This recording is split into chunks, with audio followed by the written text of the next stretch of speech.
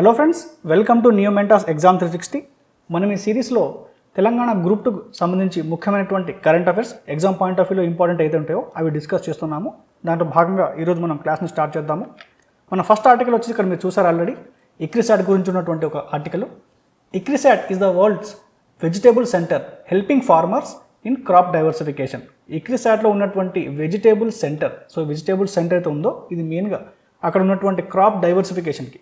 Crop diversification అంటే జనరల్గా మన తెలంగాణలో మనకు తెలుసు, ఎక్కువగా పండించేటువంటి పంటలు ఏంటంటే వరి, సో పత్తి, ఈ పంటలు మనం ఎక్కువగా పండిస్తుంటాము.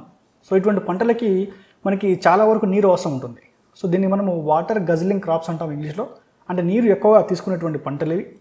సో దాన్ని కాకుండా సో క్రాప్ని డైవర్సిఫై చేయడం ద్వారా, అంటే ఈ పంటలలో మనకి విభిన్నత తీసుకురావడం ద్వారా సో మనము వాటర్ మీద డైవర్సిఫికేషన్ తగ్గించే ఒక ప్రోగ్రాము మనకి ఇక్కడ ఈ వెజిటబుల్ మెయిన్గా కూరగాయల సాగు మీద ఇక్రిసాట్ అనేది మనకి ఇక్కడ ప్రయోగాత్మకంగా చేయబట్టింది. దానికోసం స్పెషల్గా ఒక వెజిటేబుల్ సెంటర్ని కూడా ఇక్కడ మనకి హెల్ప్ లైన్లో అందుబాటులోకి తెచ్చింది అనేది ఈ న్యూస్ మనకి చెప్తుంది.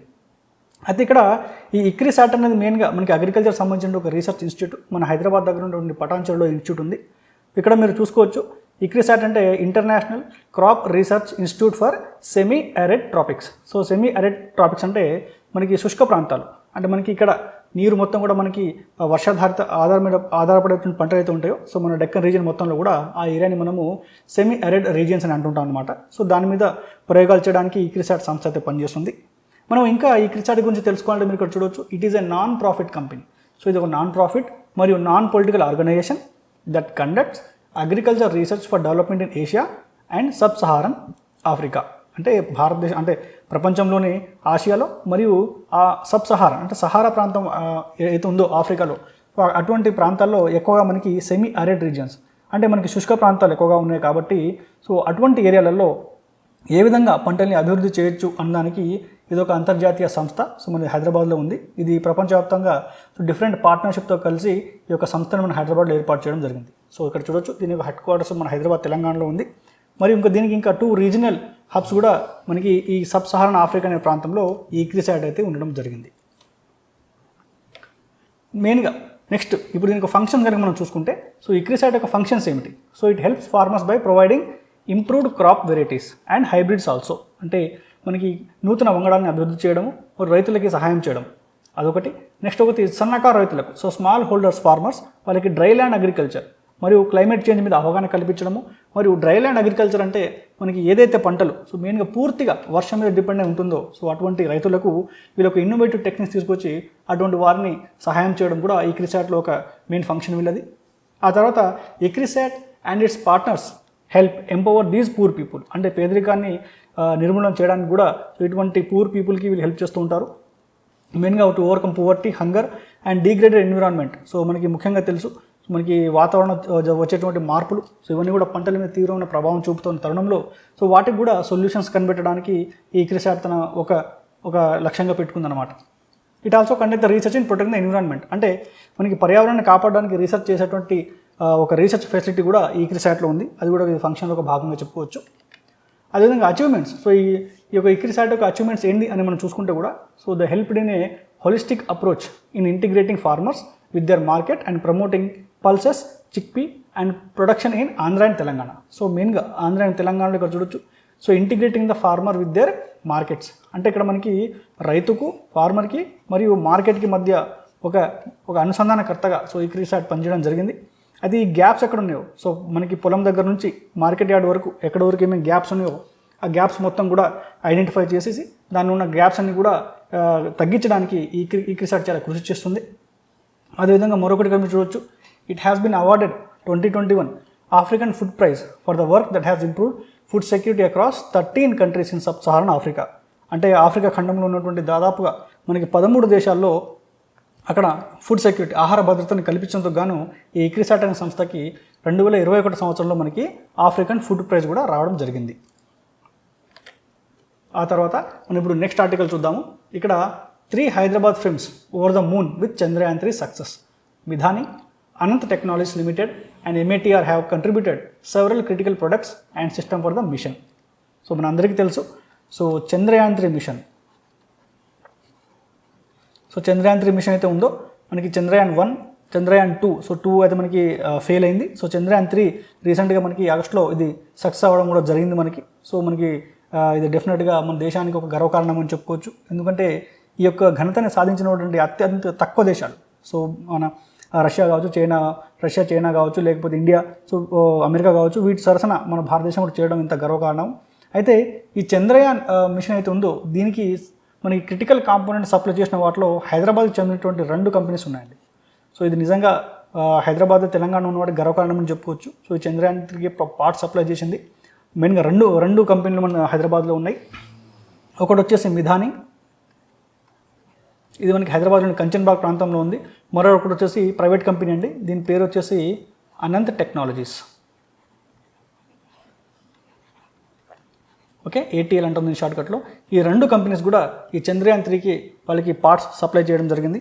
సో ఆ కంపెనీస్ గురించి చూసుకుంటే సో మెయిన్గా మనకి మిధాని అండ్ ATL అని చెప్పుకున్నాం కదా. సో మిధాని అయితే ఇది ఒక గవర్నమెంట్ కంపెనీ, ఇది ఒక ప్రభుత్వ రంగ సంస్థ. సో దీని ఫుల్ ఫామ్ వచ్చేసి మనకి మిశ్రమ్ ధాతు నిగమ్ లిమిటెడ్. సో మిశ్రమ్ ధాతు నిగమ్ లిమిటెడ్ అంటే ఇది జనరల్గా మనకి కోబాల్ట్ బేస్ అల్లాయ్స్, అంటే మనకి చంద్రయాన్ తయారైనటువంటి పార్ట్స్ ఏదైతే ఉన్నాయో దానికి సంబంధించి స్టీల్ కానీ, సో నికెల్ అల్లాయ్ కానీ, సో ఏదన్నా కూడా ఆ బాడీకి తయారైనటువంటి పూర్తి అల్లాయ్స్, మెటల్స్ ఏవైతే ఉన్నాయో అవన్నీ కూడా మిధాని తయారు చేస్తుంది. ఇక్కడ చూడొచ్చు, ఇక్కడైతే ఇంక్లూడింగ్ థ్రస్టర్స్ కానీ, క్రయోజనిక్ అప్పర్ స్టేజ్ కాంపోనెంట్స్ ఇవన్నీ కూడా మనకి హైదరాబాద్లో ఉన్నటువంటి మిధాని నుంచి తయారు చేయడం జరిగింది. అదేవిధంగా అనంత్ టెక్నాలజీస్ అయితే ఒక ప్రైవేట్ కంపెనీ మన హైదరాబాద్లో. సో వాళ్ళు ఈ చంద్రయాన్కి సంబంధించి ఈ critical systems for the Chandrayaan satellite like power management, telemetry, so ఇవన్నీ కూడా ఈ అనంత్ టెక్నాలజీ అనే కంపెనీ మన హైదరాబాద్ నుంచి ఈ చంద్రయాన్ 3 మిషన్లో సో వాడిన కాంపోనెంట్స్కి సప్లై చేయడం అనేది జరిగింది.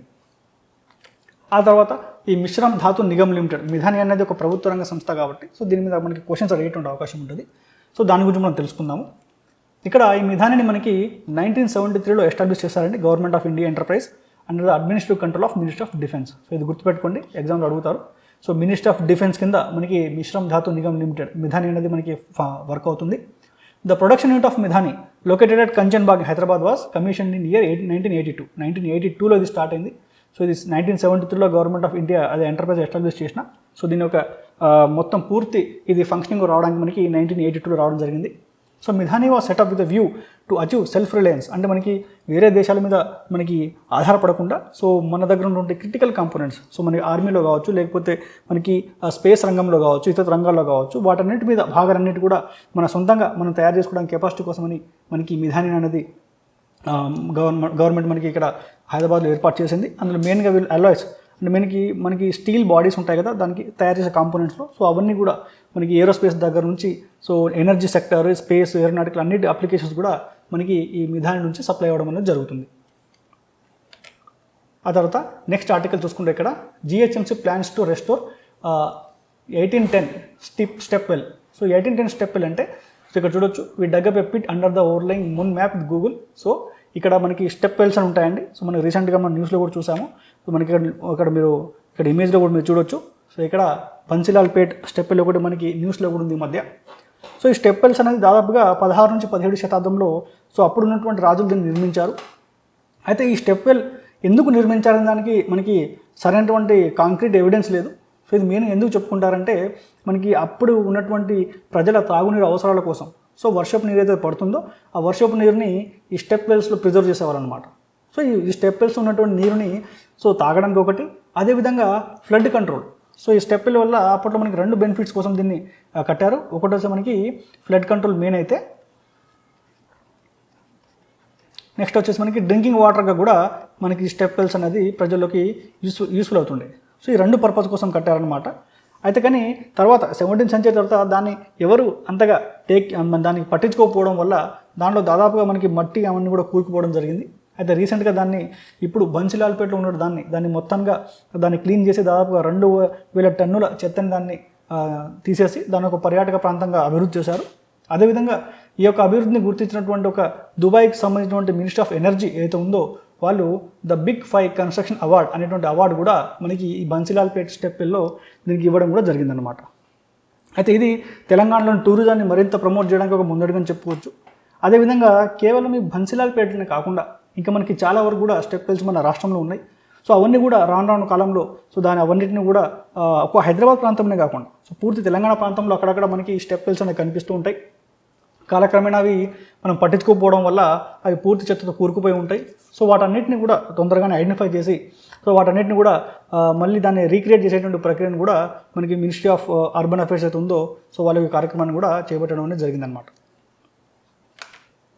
ఆ తర్వాత మనము నెక్స్ట్ ఆర్టికల్ వచ్చేసి మనకి తెలంగాణ గృహలక్ష్మి స్కీమ్ గురించి అండి. సో ఈ స్కీమ్ మనకి రీసెంట్గా న్యూస్లో వచ్చింది, గృహలక్ష్మి స్కీము. అది స్కీమ్ యొక్క బేసిక్స్ డీటెయిల్స్ ఏంటంటే మనం చూద్దాం. ఇక్కడ for backward classes, scheduled caste and scheduled tribes under this Yojana the government is conducting to give 3 lakhs rupees to women. ఇక్కడ చూడొచ్చు 3 lakh rupees to women. So మహిళలకి 3 లక్షల రూపాయలు. So belong to SC ST OBC caste ఉందో so వాళ్ళకి జాగా ఉండి అంటే వాళ్ళకి ప్లేస్ ఉండి సో వాళ్ళు ఒక కచ్చా హౌస్లో కానీ ఉంటుంటాయి, అంటే ఒక కచ్చా హౌస్ కానీ పెంకుటిల్లు కానీ లేదా పూరి గుడిసెలో కానీ ఉండుంటే సో అటువంటి మహిళలకి 3 లక్షల రూపాయల ఆర్థిక సాయాన్ని ప్రభుత్వం ఇస్తుంది. దీన్నే ప్రభుత్వం గృహలక్ష్మి స్కీమ్ కింద తీసుకొచ్చింది. అయితే దీనిలో ఉన్నటువంటి బెనిఫిషరీస్ సో ఎవరైతే లబ్ధిదారులు ఉంటారో జనరల్గా ఈ స్కీమ్ కనే కాదు, మీరు గుర్తుపెట్టుకోండి, ఏ స్కీమ్ అయినా సరే, ఏ స్కీమ్ అయినా ప్రభుత్వ రంగ స్కీమ్ ఉంటే సో దాన్ని డెఫినెట్గా దాని యొక్క ఫైనల్ లిస్ట్ అనేది మనకి గ్రామసభ నిర్ణయిస్తుంది. సో గ్రామసభ నిర్ణయించినటువంటి లబ్ధిదారులను వాళ్ళని ఎంపిక చేసి వాళ్ళని ఈ స్కీమ్కి ఒక్కొక్క అంటే ఈ గృహలక్ష్మి స్కీమ్ పర్టికులర్ చూసుకుంటే సో మనకి జాగా ఉండి సో ఇల్లు లేని అంటే ఉమెన్స్కి 3 lakhs rupees ఇవ్వడం జరుగుతుంది ఇల్లు కట్టుకోవడానికి. అయితే అండర్ ది స్కీమ్ ఈ స్కీమ్ కింద దాదాపుగా 4 లక్షల మంది లబ్ధిదారులు ఉండొచ్చని ఒక అంచనా కూడా ప్రభుత్వం వేస్తుంది. సో ఒక్కొక్కరికి 3 లక్షల చొప్పున. సో ఇది తెలంగాణ గృహలక్ష్మి స్కీమ్ యొక్క ముఖ్య ఉద్దేశం. ఆ తర్వాత మనము ఇంకొక ఆర్టికల్ సో గృహలక్ష్మి స్కీమ్ తర్వాత చూద్దాం ఒకటి. ఈ ఆర్టికల్లో మనకి India's largest floating solar power project at Ramagundam. So Ramagundam మనకి భారతదేశంలోనే సో బిగ్గెస్ట్ ఫ్లోటింగ్ అంటే మనకి ఫ్లోట్ అంటే మీరు చూడొచ్చు ఇక్కడ నీటిపైన తేలియాడేటువంటి ఒక మనకి సోలార్ పవర్ ప్లాంట్ నిర్మించారండి. ఇది మనకి రామగుండం దగ్గర ఉంది, ఎన్టీపీసీ దగ్గర. సో దీని గురించి చూసుకుంటే దీనిలో facts, these are photovoltaic modules. So ఈ ఒకటి మాడ్యూల్స్ చూస్తున్నారు కదా, ఇవన్నీ కూడా ఫోటో వోల్టాయిక్ మాడ్యూల్స్ అన్నమాట. సో మౌంటెడ్ అనే platforms that float on the water. ఇవి నీటిపైన తేలియాడు ఉంటాయి. Where the conditions are right, seas కానీ ఓషన్స్ కానీ లేకపోతే మన చెరువులు కావచ్చు, సో వాటి మీద దీన్ని పెట్టవచ్చు. So these platforms are typically moved claimer bodies of water such as ponds and reservoirs, yes, and the installations are relatively quick to construct, silent to run and require no land leveling, removal of vegetation. So ఈ యొక్క floating solar power ఇది ఒక concept ఏంటంటే మెయిన్గా ఇది install చేయడం చాలా easy, ఎందుకంటే డైరెక్ట్గా నీటి మీద తేలడమే కాబట్టి ఇన్స్టాలేషన్ మనకి పెద్ద ఖర్చు ఉండదు. సో మనకి కాస్ట్ ఎఫెక్ట్ ఒకటి. ఆ తర్వాత ఈ యొక్క సోలార్ పవర్ ప్లాంట్ని ఎస్టాబ్లిష్ చేయడానికి సో ఈ మధ్య కాలంలో ఒక ఛాలెంజ్ వచ్చింది. అదేంటంటే మెయిన్గా ఇది చాలా వరకు ల్యాండ్ కన్జ్యూమ్ చేస్తుంది. అంటే దీనికి మనకి కొన్ని 100 ఎకరాల భూమి కావాల్సి వస్తుంది. సో దానికోసం మళ్ళీ భూసేకరణ కూడా చాలా ఇబ్బంది అవుతుంది. కాబట్టి ఈ యొక్క పాండ్స్ అయితే ఉన్నాయో ఆల్రెడీ దానిలో వాటరే ఉంటుంది కాబట్టి దాన్ని మళ్ళీ కొత్తగా భూసేకరణ చేయవలసిన అవసరం లేదు. లేదా ఈ భూమిపైన ఉన్నటువంటి అటవీ సంపద సో చెట్లు కానీ అవి నరికేయడం కూడా సో ఇక్కడ మనకి అవసరం లేదు.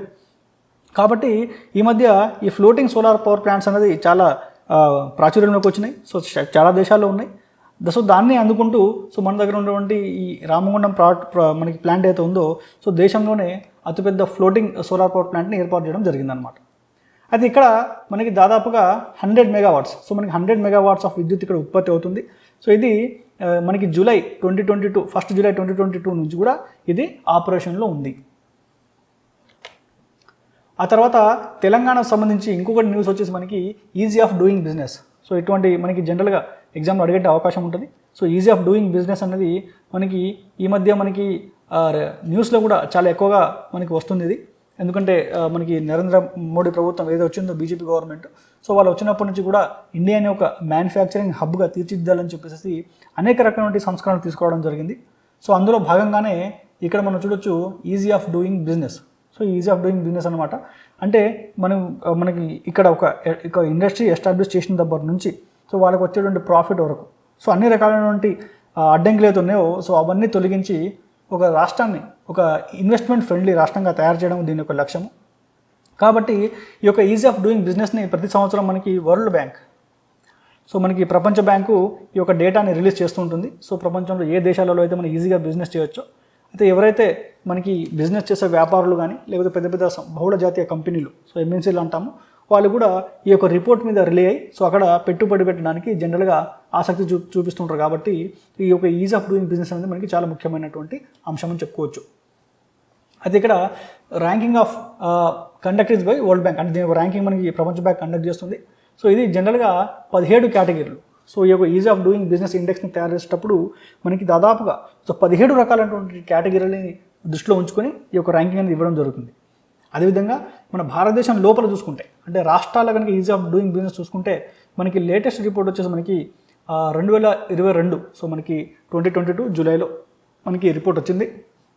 ఈ రిపోర్ట్లో మనకి ఫస్ట్ ర్యాంక్ వచ్చేసి మనకి ఆంధ్రప్రదేశ్, సో మనకి ఫస్ట్ ర్యాంక్లో ఏపీ ఉంది. So number 1 rank in easy of doing business ఒకటి.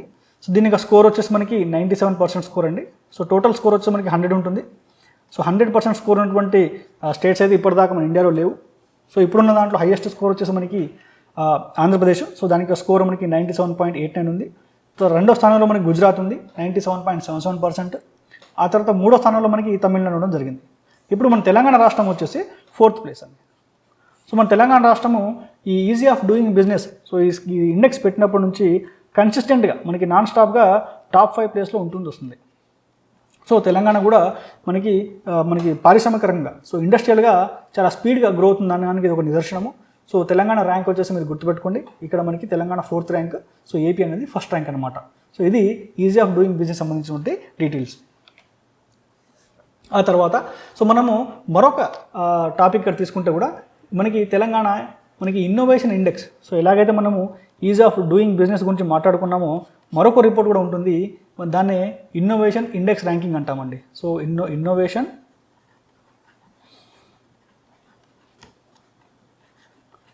Index ranking. So innovation index ranking దీన్ని IIR అని అంటాము. సో ఇది 2022లో ఒక డేటా రిలీజ్ చేసింది. సో ఇక్కడ ఇన్నోవేషన్ అంటే మనకి ఏదైనా కానీ మనం ఒకదాన్ని కనిపెడితే సో కొత్తదాన్ని కనిపెట్టగల శక్తి మన ఉంటే దాన్ని మనం ఇన్నోవేషన్ అంటాము. అయితే ఆ ఇన్నోవేషన్ ర్యాంకింగ్లో తెలంగాణ పొజిషన్ ఎలా ఉంది చూడాలంటే ఇక్కడ Telangana is rank of the Karnataka, so which is head of marginal difference. ఇక్కడ చూడొచ్చు తెలంగాణ అనేది ఈ ఇన్నోవేషన్ ఇండెక్స్లో మాత్రం తెలంగాణ చాలా ముందంజలో ఉందని చెప్పుకోవచ్చు. ఇక్కడ మనం 2nd ప్లేస్లో ఉన్నాము. సో మొదటి ప్లేస్లో వచ్చేసి కర్ణాటక ఉంది. సో కర్ణాటకకి తెలంగాణకి పెద్దగా డిఫరెన్స్ స్కోర్ ఏం లేదు. కాబట్టి ఈ యొక్క ఇన్నోవేషన్ ర్యాంకింగ్లో తెలంగాణ కూడా మనం ఈజీ ఆఫ్ డూయింగ్ బిజినెస్ కంటే కూడా చాలా ముందున్నామని మనం చెప్పుకోవచ్చు. ఇప్పుడు ఇండియన్ మ్యానుఫ్యాక్చరింగ్ ఇన్నోవేషన్ ఇండెక్స్ ఏదైతే ఉందో సో దీని గురించి డీటెయిల్స్ తెలుసుకోవాలంటే సో ముందు కర్ణాటక, ఆ తర్వాత మనకి తెలంగాణ ఉండడం జరిగింది. సో తెలంగాణ యొక్క స్కోర్ ఎంత ఉంది? సో తెలంగాణ యొక్క స్కోరు ఇందులో మనకి IMI ర్యాంకింగ్లో 32.86 ఉంటే సో కర్ణాటకది 33.41 ఉంది. సో చాలా మార్జినల్ డిఫరెన్స్ ఉంది. అయితే నేషనల్ యావరేజ్ సో మన జాతీయ సగటు చూసుకుంటే 28.7 ఉందండి ఇక్కడ. సో జాతీయ సగటు మనకి 28.7 ఉంది. తెలంగాణది వచ్చేసి మనకి 32.86 ఉంది. సో తెలంగాణ డెఫినెట్గా జాతీయ సగటు కంటే ఈ యొక్క ఇండెక్స్లో మనకి ముందుందని చెప్పుకోవాలి. ఆ తర్వాత మనకి నెక్స్ట్ ఆర్టికల్ వచ్చేసి Mallampalli as a new mandal. So మనకి ఆల్రెడీ గత సంవత్సరం తెలుసు 2022లో మనకి ప్రభుత్వం కొత్తగా 13 మండలాన్ని క్రియేట్ చేసింది. అదేవిధంగా ఈ సంవత్సరం రీసెంట్గా అంటే సెప్టెంబర్ నెలలోనే మనకి 2023లో మనకి మరొక మండలం కూడా ఇవ్వడం జరిగింది. అయితే ఈ మల్లంపల్లి అనేది ములుగు జిల్లాలో ఉంది. సో ములుగు జిల్లాలో ఉన్నటువంటి ఈ మల్లంపల్లిని ఒక మండలంగా గుర్తిస్తూ రీసెంట్గా మనకి ప్రభుత్వం ఒక ఆర్డర్ కూడా ఇవ్వడం జరిగింది. అయితే దీంతో పాటుగా మనకి టోటల్గా ఇప్పుడు మండలాల సంఖ్య చూసుకుంటే అంటే లాస్ట్ వరకు కూడా సో మనకి 2022 వరకు కూడా మనకి మండలాలు కూడా మొత్తం 607 ఉండేటి. సో ఈ 607 ప్లస్ 1 ఇప్పుడు ఈ సంవత్సరం కలుపుకుంటే ఇప్పుడు టోటల్గా 608 మండలాలు మన తెలంగాణ రాష్ట్రంలో ఉన్నాయి. సో మల్లంపల్లి ఏది ఉందో ఇది గుర్తుపెట్టుకోండి, ఎగ్జామ్లో అడిగే ఛాన్సెస్ ఉంది. ఈ మల్లంపల్లి మనకి ములుగు జిల్లాలో ఉందండి. సో ఈ ములుగు జిల్లా అనేది మనకి ఉమ్మడి వరంగల్ జిల్లాలో ఒక భాగమైన జిల్లా. ఇప్పుడు ములుగు సపరేట్ జిల్లా అయింది, అందులో మల్లంపల్లి ఒక మండలం అయిందనమాట. సో ఇప్పుడు టోటల్గా మన తెలంగాణలో 33 జిల్లాలు ప్లస్ ఇంక్లూడింగ్ 608 మండలాలతో మనకి ఉంది. సో ఇది లేటెస్ట్ డేటా మనకి. ఆ తర్వాత మనకి నెక్స్ట్ ఆర్టికల్ వచ్చేసి సో కేంద్ర సాహిత్య అకాడమీ అవార్డు అండి. సో కేంద్ర సాహిత్య అకాడమీ అవార్డు గురించి తెలుసుకుందాము. మనకి ఫస్ట్ 2022లో మనం చూసుకుంటే అప్పటి నుంచి డేటా లాస్ట్ ఇయర్ నుంచి కూడా సో మనకి ఫస్ట్ వారాల ఆనంద్ అనేటువంటి వ్యక్తి. సో ఈయన ఒక ఫిలిం క్రిటిక్. సో ఈయన చాలా వరకు కవితలు లేకపోతే ఒక సాహిత్యకారుడు అని చెప్పుకోవచ్చు. కరీంనగర్కి చెందినటువంటి వ్యక్తినే. ఇతనికి కేంద్ర సాహిత్య అకాడమీ వచ్చింది. ఇది ఎప్పుడు 2022 లాస్ట్ ఇయర్ వచ్చిందనమాట. సో ఇతను దేనికి సెలెక్ట్ అయ్యారంటే గుల్జార్ రాసినటువంటి హిందీ పద్యాలు అయితే ఉన్నాయో దాన్ని ఈయన గ్రీన్ పోయమ్స్ అంటే ఆకుపచ్చ కవితలు అనేటువంటి దాన్ని సో ఈయన ట్రాన్స్లేట్ చేసినందుకు అనువాదం చేసినందుకు గాను ఇతనికి కేంద్ర సాహిత్య అకాడమీ అవార్డు లభించింది. ఇది ఎప్పుడు 2022లో. అయితే ఈ సంవత్సరం సో అంతకంటే ఈ సంవత్సరం అంటే 2023 సో 2023లో సో మన తెలంగాణ ప్రాంతం చెందిన వాళ్ళకి ఎవరికి రాలేదు అవార్డు. కాకపోతే అంతకంటే ముందు సో 2021లో కూడా మన తెలంగాణ ప్రాంతంలో ఉన్నటువంటి ఒక వ్యక్తికి అవార్డు వచ్చింది. ఆమె పేరు social activities Sajaya Kakarla. So Sajaya Kakarla అంటే ఈ ఉమెన్కి సో అవార్డు వచ్చింది, సెంట్రల్ సాహిత్య అకాడమీ అవార్డు 2021 సంవత్సరంలో. సో ఈమె రాసినటువంటి పుస్తకం ఏంటంటే అశుద్ధ భారత్, అన్క్లీన్ ఇండియా అనేటువంటి పుస్తకానికి 2021లో సో సజయ కాకర్ల గారికి సో కేంద్రీయ సాహిత్య అకాడమీ అవార్డు వచ్చింది. 2022లో వచ్చేసి వారాలానందం గారికి సాహిత్య అకాడమీ రావడం అనేది జరిగింది. ఆ తర్వాత మనం మరొకటి అంశం మన తెలంగాణ ఇంపార్టెన్స్ సంబంధించి, అదే మనకి బుద్ధవనం ప్రాజెక్ట్. సో బుద్ధవనం అనే ప్రాజెక్ట్ ఏంటంటే మెయిన్గా ఇది ఒక Buddhist theme park. It's a prestigious project taken up on the northern bank of river Krishna. ఇది కృష్ణా నది పైన ఉంది, నాగార్జున సాగర్, తెలంగాణలో. ఆ తర్వాత ప్రభుత్వం దీన్ని ఒక బుద్ధిస్ట్ సర్క్యూట్గా, అంటే బుద్ధిస్ట్కి సంబంధించిన ఒక ప్లేస్గా దీన్ని అభివృద్ధి చేస్తూ మెయిన్గా పర్యాటక రంగంలో సో దీన్ని ఇంకా ముందుకు తీసుకురావాలని చెప్పేసి కూడా మన తెలంగాణ ప్రభుత్వం యోచిస్తుంది. సో ఇది ఒక మెయిన్ పార్ట్ అన్నమాట మనకి మన తెలంగాణ సంబంధించిన పర్యాటక రంగంలో. ఇంకా ఈ బుద్ధిస్ట్ సర్క్యూట్ గురించి మనం ఇంకా తెలుసుకోవాలంటే కూడా ఇక్కడ మీరు చూడొచ్చు. దీన్ని మనము ఇంకా తెలంగాణ హిస్టరీలోకి వెళ్తే దీన్ని మనం శ్రీ పర్వత అనే ఒక ప్రాంతంగా పిలిచేవారు అప్పట్లో. దాన్ని విజయపురి, సో దాని పక్కన ఉన్నటువంటి ఏరియా ఏదైతే ఉందో ఇప్పుడు, సో దాన్ని శ్రీ పర్వత విజయపురి అని పిలిచేవాళ్ళు. ఇది జనరల్గా ఇక్ష్వాకు కుటుంబానికి, అంటే ఇక్ష్వాకు రాజవంశానికి అది రాజధానిగా ఉండేది. అది దాదాపుగా 3rd to 4th century మధ్య వాళ్ళని రూల్ చేశారు. అదేవిధంగా ఇదే నాగార్జునకొండకి మరొక ప్రముఖమైన ప్రాచుర్యం ఏంటంటే ఇక్కడ ఆచార్య నాగార్జున ఉన్నారో ఆయన యొక్క ఫేమస్ స్కూల్, సో ఆయన చెప్పేటువంటి ఒక బౌద్ధ మనకి ఆయన యూనివర్సిటీ కూడా ఎస్టాబ్లిష్ చేశారు అక్కడ. ఈ ఆచార్య నాగార్జున గారు మాధ్యమిక ఫిలాసఫీ, అంటే మాధ్యమిక అనే ఒక వాదాన్ని కూడా ఈయన ముందు సృష్టించి దాని ప్రచారంలోకి తీసుకొచ్చారు. ఆ తర్వాత నాగార్జునకొండ కూడా మనకి మహాయాన బుద్ధిజం. సో బుద్ధిజంలో మనకి అనేక రకమైనటువంటి సెక్ట్స్ ఉంటాయి. అందులో మనకి ఒక శాఖలో మెయిన్ మొదటి చాలా ముఖ్యమైన శాఖ వచ్చేసి మనకి మహాయాన శాఖ అనమాట. సో ఈ నల్గొండలో అంటే మనకి ఈ బుద్ధవనం అయితే ఉందో, సో ఈ మనం శ్రీ పర్వత ప్రాంతం కానీ లేదా నాగార్జునకొండ అని అంటాం కదా, ఈ ప్రాంతం అంతా కూడా మహాయాన శాఖకు చెందినటువంటి ఒక ప్రదేశం అని కూడా మనం చెప్పుకోవచ్చు. ఆ తర్వాత ఈ యొక్క టాపిక్లో మనము చివరిగా మనం చర్చించేటువంటి అంశం ఏంటంటే మనము స్వచ్ఛ సర్వేక్షణ్ గ్రామీణ్ ర్యాంకింగ్స్. సో మనకి స్వచ్ఛ సర్వేక్షణ్ గ్రామీణ్ ర్యాంకింగ్స్ అనేది మనకి 2016లో మనకి ministry of housing and urban affairs MOUHA, అంటే కేంద్ర పట్టణాభివృద్ధి మంత్రిత్వ శాఖ అయితే ఉందో వాళ్ళు ప్రతి సంవత్సరము ఈ స్వచ్ఛ భారత్ అభియాన్ ఇనిషియేటివ్ కింద ఉన్నటువంటి రాష్ట్రాలను లేకపోతే గ్రామ పంచాయతీలను వాళ్ళని ఇంకా బాగా మనకి ఎంకరేజ్మెంట్ ఇవ్వడానికి ప్రతి సంవత్సరం మనకి ఈ స్వచ్ఛ సర్వేక్షణ్ గ్రామీణ ర్యాంకింగ్స్ని ఇస్తూ ఉంటారు. ఇప్పుడు దాంట్లో చూడవచ్చు, దాంట్లో మనకి మెయిన్గా 4 కేటగిరీలు ఉంటాయి. సో మనకి ఫస్ట్ టాప్ కేటగిరీ వచ్చేసి మనకి అచీవర్స్, హై అచీవర్స్ అంటాం వాళ్ళని. సో సెకండ్ కేటగిరీ వచ్చేసి achiever category. So third category వచ్చి పర్ఫార్మర్స్. సో ఫోర్త్ కేటగిరీ వచ్చేసి మనకి ఆస్పిరెంట్స్. సో ఈ 4 కేటగిరీలో అవార్డ్స్ అనేది డివైడ్ అయి ఉంటాయి మనకి. మీరు ఇక్కడ చూసుకుంటే కూడా ఈ హై అచీవర్స్లో చూడొచ్చు. సో టాప్ ర్యాంకింగ్లో చూసుకుంటే మన తెలంగాణకు సంబంధించినటువంటి 2 జిల్లాలండి. సో ఒక జిల్లా వచ్చి జనగామ జిల్లా, సో రెండో జిల్లా వచ్చి కామారెడ్డి జిల్లా. సో ఈ 2 జిల్లాలు సో 300 స్కోర్తోనే మనకి హై అచీవర్ కేటగిరీలో స్థానం సంపాదించినాయి. అదేవిధంగా అచీవర్ కేటగిరీలో చూసుకుంటే ఇక్కడ మరొక 2 జిల్లాలు మన దగ్గర నుంచి, ఒకటి హన్మకొండ జిల్లా, సో మరొకటి కొమరంభీం జిల్లా. సో టోటల్గా మనకి 4 జిల్లాలు హై అచీవర్స్ మరియు అచీవర్స్ కేటగిరీలో మనకి స్వచ్ఛ సర్వేక్షణ అవార్డ్స్ ఏదైతే ఈ సంవత్సరం ఇవ్వడం జరిగిందో దాంట్లో మన తెలంగాణ రాష్ట్రం నుంచి 4 జిల్లాలు ఇందులో స్థానం సంపాదించడం అనేది జరిగింది. ఓకే, సో ఇదండి. సో ఈరోజు మనం చర్చించాలనుకున్నటువంటి కరెంట్ అఫైర్స్. సో మనం నెక్స్ట్ క్లాస్లో సో మరిన్ని కరెంట్ అఫైర్స్ మీ ముందు తీసుకొచ్చి మనం మళ్ళీ కలుసుకుందాం. సో అంతవరకు మీరు keep watching our channel. So thank you so very much.